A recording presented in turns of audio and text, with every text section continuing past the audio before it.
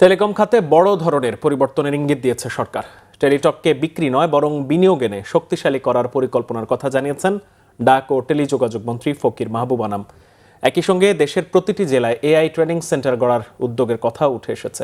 শনিবার রাজধানীর একটি হোটেলে টিআরএনবি আয়োজিত টেলিকম খাতের ভবিষ্যৎ নতুন সরকার কি ভাবছে শীর্ষক গোলটেবিল বৈঠকে তিনি এসব কথা বলেন। অন্যদিকে মোবাইল অপারেটরদের কর কমানো ও ভ্যালু চেইন সংস্কারের মাধ্যমে ইন্টারনেটের দাম কমিয়ে সহজলভ্য করার পরিকল্পনার কথা জানান প্রধানমন্ত্রীর প্রযুক্তি উপদেষ্টা রেহান আসিফ আসাদ।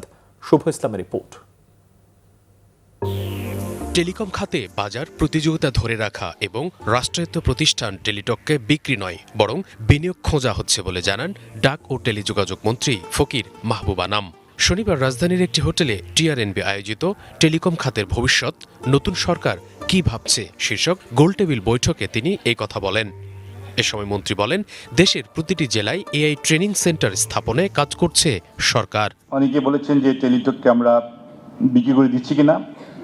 আমাদের সরকারের এমন কোনো প্ল্যান নাই, কিন্তু এখন টেলিটক নিয়ে সরকার বিক্রিও করবেন না, বাট আমরা চেষ্টা করছি।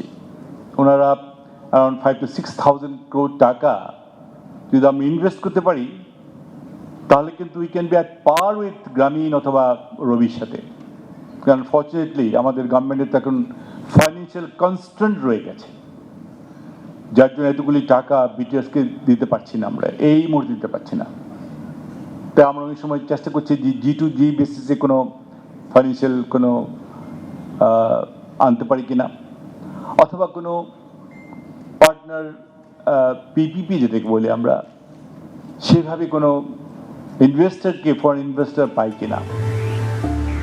টেলিকম খাতে ব্যবহারকারীকে সর্বোচ্চ সুবিধা দিতে মোবাইল অপারেটরদের কর কমানো সহ ভ্যালু চেইনে পরিবর্তনে কাজ করছে সরকার। এর সফল বাস্তবায়ন হলে ইন্টারনেটের দাম কমার পাশাপাশি ডিজিটাল ইকোনমিতে প্রভাব পড়বে। FDI, VAT tax, considering all these things, inshallah, you'll see in budget reflection that we are making changes. এবং ICT এবং telecom sector will be the top 20 country in the world, inshallah. Telecom শিল্পকে bottom of digital economy উল্লেখ করে এই খাতে data driven সিদ্ধান্ত নেওয়ার কথা জানান এই কর্মকর্তা।